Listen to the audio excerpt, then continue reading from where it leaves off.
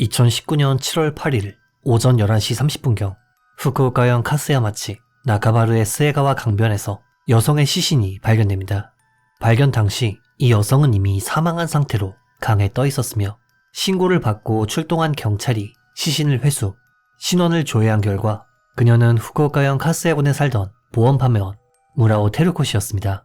당시 경찰이 그녀의 신원을 확인할 수 있었던 이유는 무라오 씨는 이틀 전 행방불명되어 가족이 실종 신고를 제출한 상태였기 때문인데요.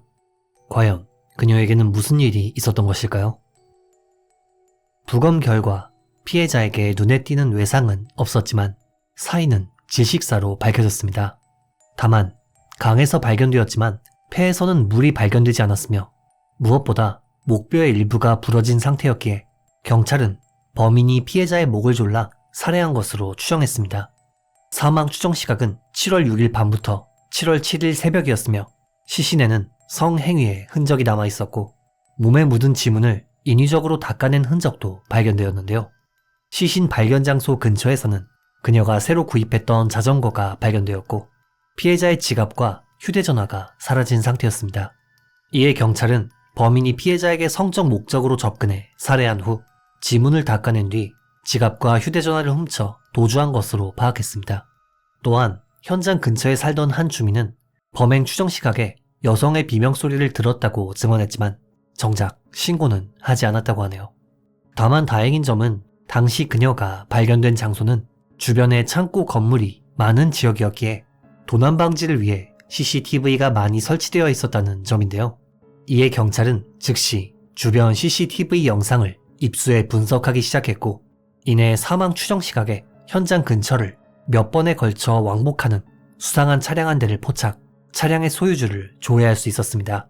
조회 결과 이 차량은 카스야마치의 한 건설회사 소유의 차량으로 경찰은 범행 추정 시각에 차량을 사용한 인물을 조사했고 그 결과 시신 발견 후 6일이 지난 7월 14일 건설업에 종사하던 코가 테츠야라는 남성을 체포할 수 있었습니다.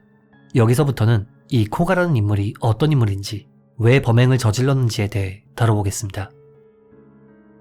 코가 테츠야, 그의 과거에 대해 알려진 정보는 많지 않지만 고등학생 시절 그의 동급생은 코가에 대해 굉장히 조용한 성격이었고 딱히 눈에 띄는 타입이 아니었다 라는 말을 남겼는데요.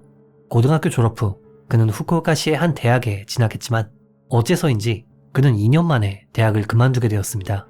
그리고 그가 대학을 그만둔 이유는 범죄 때문이었죠. 사실 그는 2006년 오사카에서 성범죄를 일으켜 실형 판결을 받았고 이 때문에 대학을 그만둘 수밖에 없었던 것입니다. 그리고 출소 이후 그는 조용히 사는가 싶었지만 2014년 이번엔 나가사키현에서 다시금 성범죄를 저질렀고 이로 인해 또 징역 3년 판결을 받게 되었죠. 당시 그는 성범죄자였고 재범이었기에 교도소에서 강도 높은 성범죄 예방 및 방지를 위한 교육을 꾸준히 받았다고 합니다. 그리고 이내 2017년 8월 출소해 사회에 복귀하게 되었죠. 코가는 출소 후 다음 달인 2017년 9월 전과자의 갱생을 돕는 한 건설회사에 취업하게 됩니다. 이 회사는 전과자를 채용해 사회 복귀를 돕는 한편 기숙사를 운영해 전과자들의 주거도 지원하는 곳이었는데요. 코가는 의외로 이곳에서 성실하게 근무했고 회사 동료나 상사의 평가도 무척 좋았다고 합니다. 관계자들은 코가에 대해 예의 바르고 인사도 잘했어요. 진지한 성격이었고 무단결근도 없었죠.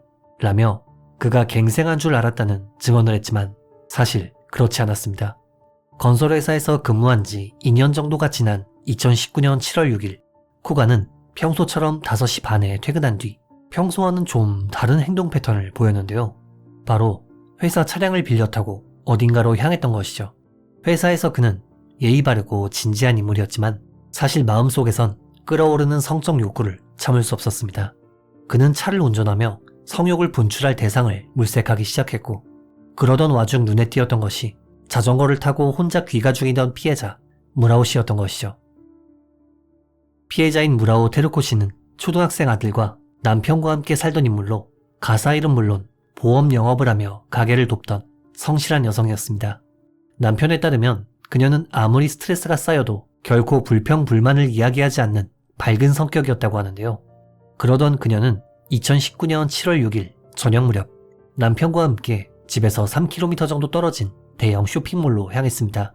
그리고 그녀는 이곳에서 새 자전거를 구입했고 당시 남편은 따로 볼 일이 있었기에 먼저 자동차를 타고 집으로 돌아갔는데요. 이후 아들과 함께 집에서 아내를 기다리던 남편은 밤 9시 30분 아내인 무라오 씨의 전화를 받습니다. 그녀는 남편에게 먹고 싶은 게 있으면 사가겠다는 말을 했고 남편은 조심해서 오라는 대답을 했는데요. 안타깝게도 이것은 이들 부부의 마지막 대화가 되었습니다. 여기서부터는 현장 조사 결과와 코가의 진술로 밝혀진 범행 당시의 상황을 설명드릴까 합니다.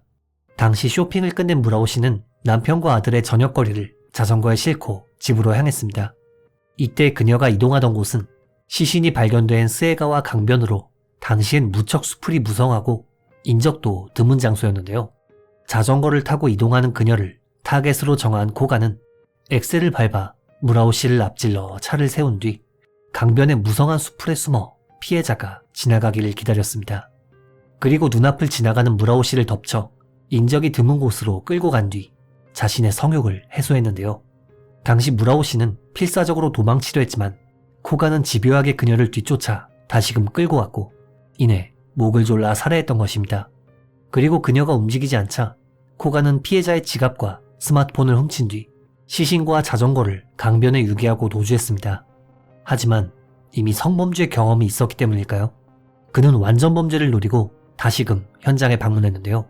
그는 피해자의 몸에 묻은 자신의 지문을 닦아낸 뒤 자신이 흘린 물건이 없는지 주변을 꼼꼼하게 점검하는 치밀함을 보였습니다. 한편 집에서 아내를 기다리던 남편은 늦은 시간이 되어도 아내가 돌아오지 않는 것을 이상하게 생각했습니다.